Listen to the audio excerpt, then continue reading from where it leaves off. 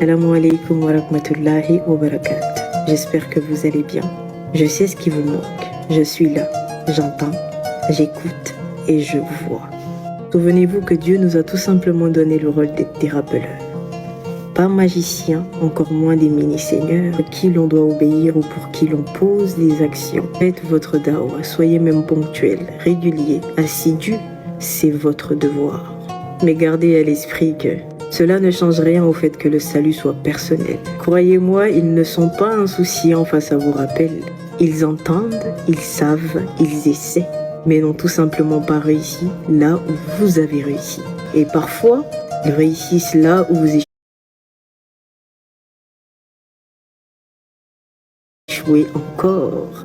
Le rappel, c'est comme une semence, et quand on veut semer, on laisse du temps. On n'exige pas que ça pousse aussitôt. Et au-delà de tout ceci, l'être humain reste faillible par nature, par celui qui détient mon âme dans sa main. Si vous ne péchiez pas, Allah vous ferait disparaître.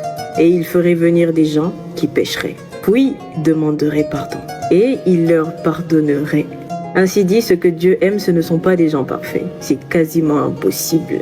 Mais des cœurs qui reviennent à lui. Pas de n'importe quelle manière, avec sincérité. Et Dieu nous a donné le rôle de simple rappeleur, c'est parce qu'il savait que le rôle de juge dépasse la nature humaine. L'être humain juge souvent à travers ses pensées, ses émotions, ou même des insufflations du shaitan, confondues parfois avec sa propre voix. Rares sont ceux qui ont assez de bonté, de clarté, de sagesse pour discerner. Vous torturez pas. Tout le monde pêche. La différence, c'est que certains luttent et tombent, et d'autres choisissent de nuire. C'est à ce niveau-là que l'indulgence prend un coup. Et là encore, Dieu seul connaît les cœurs. Aucun pouvoir à part notre parole. Bien utilisée, elle rapproche. Mal utilisée, elle repousse. Et ça, même si elle est vraie. Certains rappels élèvent et d'autres cachent un vice. Celui de vouloir indirectement être obéi à la place de Dieu. Et vous ne le voyez pas.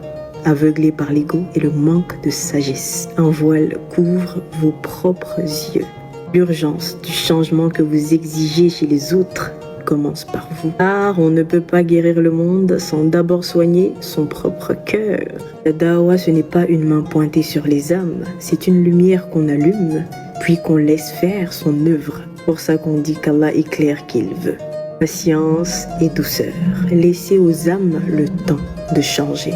Toute précipitation qui insulte ou calomnie n'est pas un rappel. C'est un vice déguisé en vérité qui cache frustration et haine injustifiée. Si j'étais vous, je ferais des rappels sur la mort, car ils ont tendance à changer dès qu'il y a un décès au quartier. Ce n'est pas drôle, je sais de quoi je parle. À ce moment-là, ils changent, ils regrettent leurs actions, même si c'est en 5 minutes. Petit ajustement personnel. La dawa, ce n'est pas mon contenu. La dawa appartient à ceux qui font de la dawa.